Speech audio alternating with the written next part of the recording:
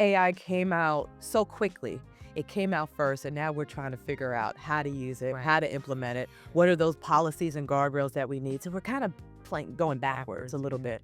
So I would say you have some schools that are very forward thinking where they have their graduates that are required to take AI and have AI competencies before they graduate. We have universities that are encouraging their faculty to take courses and providing that training for them so they can find ways to incorporate it into the curriculum. Mhm. And then you have the other spectrum. You have schools that are like, we don't trust AI. We don't want our students or faculty using it.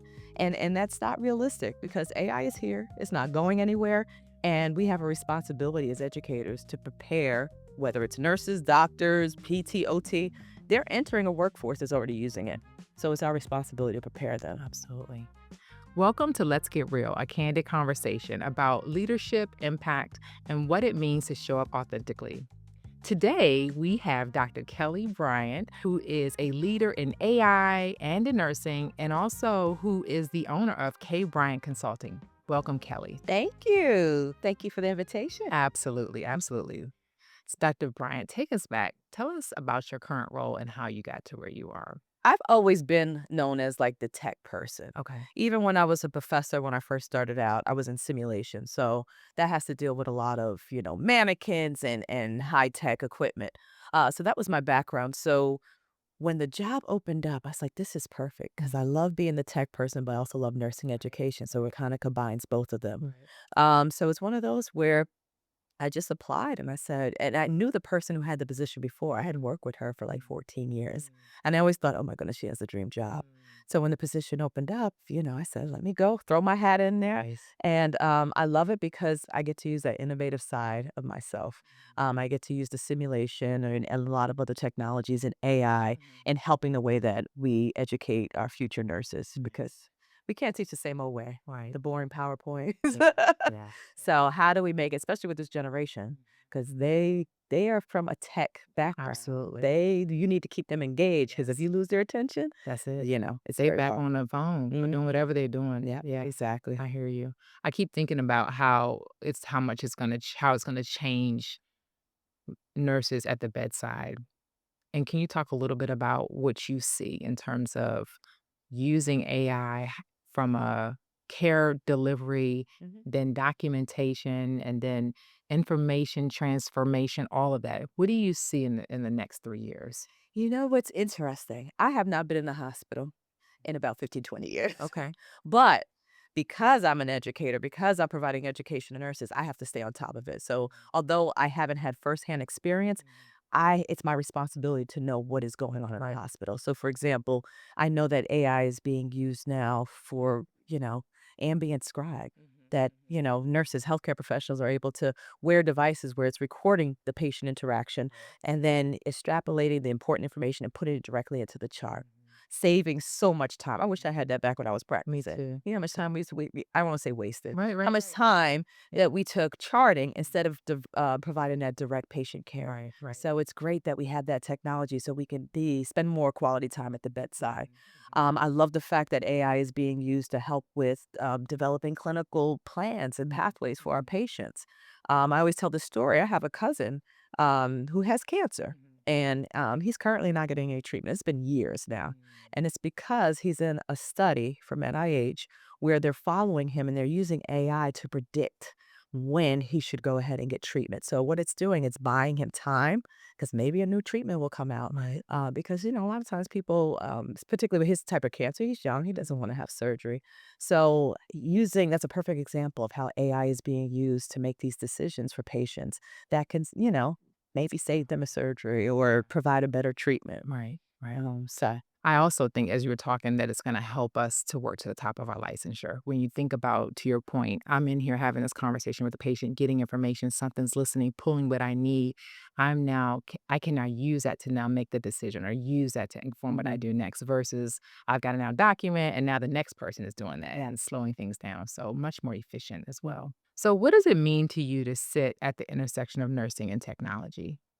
I think as nurses, we all sit at the intersection. I mean, within our jobs, we're always using technology, whether it's technology in the hospital, if we're educators, we're using technology. So I think they're one and, they're connected. Mhm. For me, I think it's great because as educators, we have people from all different ages. And we have some people, like younger generation are very comfortable and using a lot of technology. But it's really nice also to see people who are a little bit older who did not, weren't a part of this tech upbringing and getting them involved and getting them to try new things and getting them into technology, whether it's simulation, whether it's AI, and then seeing an aha moment where they're like, I really like this. And they start using it a little bit more, and they really love the way that it enhances their teaching. Yeah, nice. Nice. Yeah. What keeps you in this work when sometimes the systems move slower than the innovation? Ugh. What keeps me is I love the fact that it's always evolving. So that also keeps me interested. Right. Every day there's something new coming out, Yeah. Yeah. especially when it comes to AI. So it keeps my interest. It's something I'm passionate about. Mhm. So I don't mind, Yeah. it changing and evolving so quickly. Because I'm one of those, I can't have a stale, boring job. So So you I'm like always growth. testing new things, trying new things out. Sometimes it works, sometimes it doesn't. Yeah. So I enjoy that aspect of my job, being, at the center of innovation. So, where is nursing education right now when it comes to preparing students for AI, an AI integrated environment? I'll be honest, it's all over the place. Because AI came out so quickly, Mhm. it came out first, and now we're trying to figure out how to use it, Right. how to implement it. Right. What are those policies and guardrails that we need? So we're kind of going backwards a Backwards. little Yeah. bit. Yeah. So I would say you have some schools that are very forward thinking Mhm. where they have their graduates that required to take AI and have AI competencies before they graduate. We have universities that are encouraging their faculty to take courses and providing that training for Mhm. them so they can find ways to incorporate it into the curriculum. Mhm. And then you have the other spectrum. You have schools that are like, we don't trust AI. Mhm. We don't want our students or faculty using it. And that's not realistic because AI is here. It's not going anywhere. And we have a responsibility as educators to prepare, whether it's nurses, doctors, PT, OT, they're entering a workforce that's already using it. Mhm. So it's our responsibility to prepare them. Who's leading this conversation well and who's getting left behind? Who's leading? I wouldn't be able to tell you like a specific person Okay. but I think we as nurses need to have a seat at the table and we need to be leading it. Mhm. Because so many times, and let's not even talk about AI, there's a new technology in the hospital. You have this team that's putting it together and then they give it to the nurses and like, look what we made for you. Mhm. Mhm. And you go to use it and it's horrible. Mhm. And then you ask Mhm. the question, was there a nurse at the table when you were building this? Right. Or when you were piloting this? Or when you were brainstorming? And a lot of times the answer is no. Right. And that's the problem. Right. So I'm going to say that we should be leading it with, it needs to be I interprofessional. agree. So I that so means agree. IT, data scientists, people who are experts in AI, legal, because there's a lot of legal implications Yeah. about it also. I so agree. Anything that has to do with our practice, and I'm saying this to the world, anything that has to do with nursing practice, nurses have to be at the table to inform it in order for it to be effective in a timely fashion. Because to your point, if not, you spend so much time reworking. So anytime you're doing anything related to nursing practice or nursing period, and I would say this for any profession, if you are doing anything for any profession, that an individual you have to have a representative there to help create and to help recreate or whatever it is you're doing. Hmm. Um, what is the one thing nursing leaders need to stop and start doing right now as it relates to AI? Oh, goodness, get rid of some of these sacred cows. Stop teaching the same way that we were teaching in the 1970s, the 1960s. We need to know who our audience is. We need to know who our students are, and we need to adapt because we do need to change the way that we're teaching, Mhm, especially, and I'm going to go back to AI. mhm, You mhm, can't give those same assignments where you're asking students, write an essay, mhm. because a lot of them are gonna go and use AI. Right. And that's the fear that students are gonna become so dependent on it that they're gonna forget how to critically think because 'cause they're gonna go to AI and Mhm, just use it, cut and paste it, and put it into their assignments.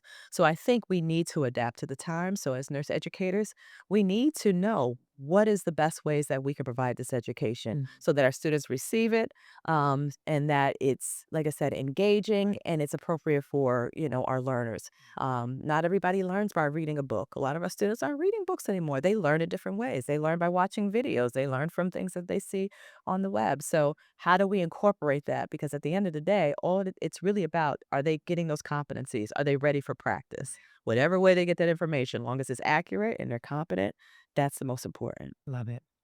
I will say this to you. I think this generation is coming up, like so, middle school, high school. They're talking about AI a lot in high school and middle schools.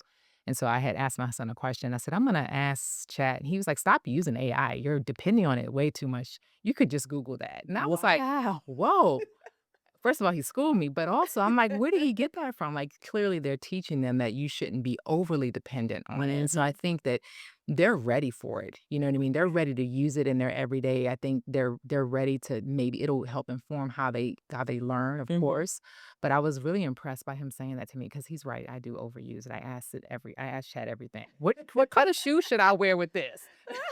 I'm impressed that your Yes. son said He that said it. because most of the time it's just, the students in the younger Yeah. generation that I'm worried about overusing it. Yeah, he told me, he was like, "It's a little bit too much, Wow. mom, a little bit too much." Okay, and that's what they're saying. Sometimes you just gotta turn it off Yeah, because if we keep on using it, there's a worry that there's gonna be de-skilling. We don't right, forget how to do things, exactly. but it is helpful. I have seen a study or something that was done around that in terms of how you overuse and then you become overly dependent and stop thinking for Absolutely. yourself. All right, So, so let's get real. What's one thing about your world that people in your position don't say out loud? ooh. I would Jeez. s I would say one thing that people don't know, how hard it is sometimes to get into these leadership positions and how many obstacles that sometimes we go through to get to where we are, Yeah. and especially as a Black woman, I would say, And sometimes probably that because you're making it look easy. I'm maybe just saying. that's it. Like, because I think sometimes when you get there, to your point, people don't they just think you just will plop there. Mhm. Plop, Or it was given to you. hand it to you on a silver platter. Yeah, Not at all. understood. Yeah, Yeah. Yeah. and sometimes you just have to work a little bit harder Yeah. and like I said, and face some obstacles, so absolutely. I would say that's the one thing I can think of that people would not know. Yeah. Sometimes I wish it wasn't so hard. I wish it wasn't so hard either. Gosh. For one thing, I just did a talk for some, these are, students of color Mhm. who have their doctorate, who are gonna be doing research. I think it Mhm. was about 5 of these scholars from Mhm. a program, and I was there to tell my story, and one thing I don't think we do enough of, we need to tell our true authentic story, which means I told them about the obstacles, Mhm. the things that I didn't get, the so-called Mhm. failures that I learned from, Right, right. and I think people appreciate that, Yeah, so I think we need to share some of those stories, share our triumphs, but also share those struggles so people know absolutely. you went through that, but you still got through it. You didn't give up. Right, So right. that's I one lesson I agree. would say. All right. So for the leader watching this right now, what do you want her to do differently tomorrow? Oh, I would say for any future leaders, just to be aware of the times and what's going on when it comes to nursing, whether you're in nursing education or nursing leadership, knowing when to pivot, knowing always be on that path of finding different ways to improve whatever you're doing, whether it's being a nurse educator, but you got to stay on top of it because it is evolving. Healthcare is evolving, so that would be my what I'd want people to know. Don't get stagnant, Mm. challenge yourself, make sure you're, like I said, keeping up with the times.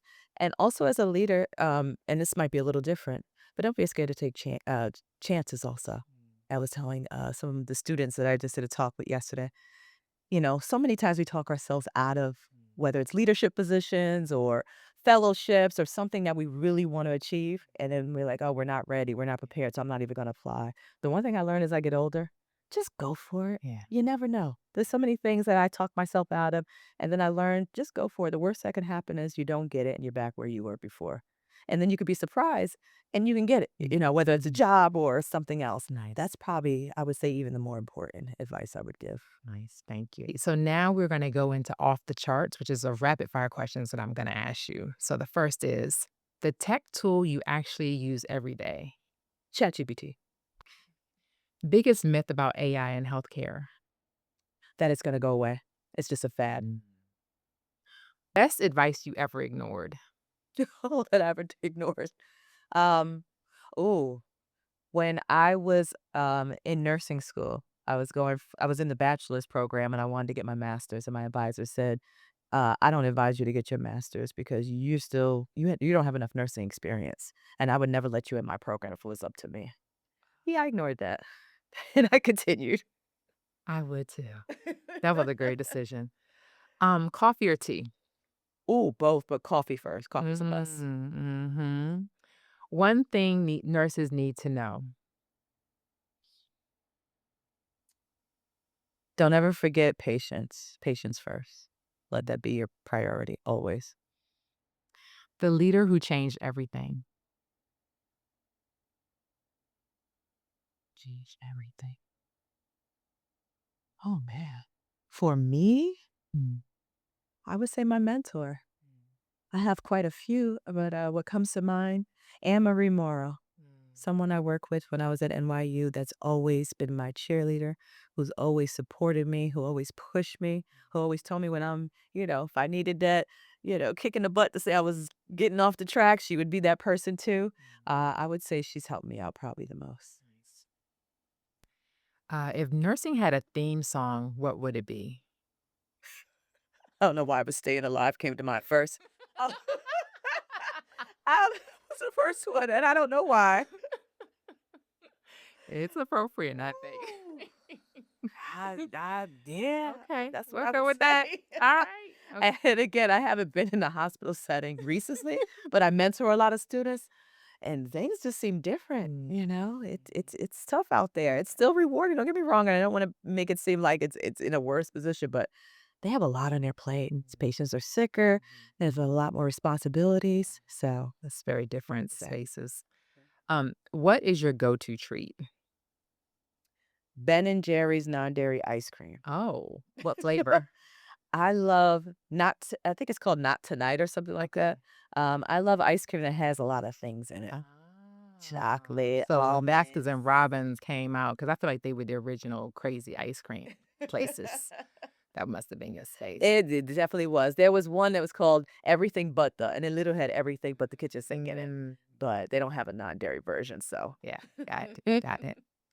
Well, Dr. Bryant, thank you so much for joining us on this episode of Let's Get Real Candid Conversations. I want to thank you for joining me. You are also my second president of the National Black Nurses yeah. Association, Northern Virginia chapter. People that are interested in joining, please email us or check us out on Instagram and LinkedIn. I'm looking at the camera right Yeah. now for that. Shameless plug, but Shameless. we need you. We We want do you. need you. Live in Northern Virginia, DC, or Maryland. Mhm. All right. Thank you so much. Thank you for having me. This has been Absolutely. fun. Absolutely. Thank you.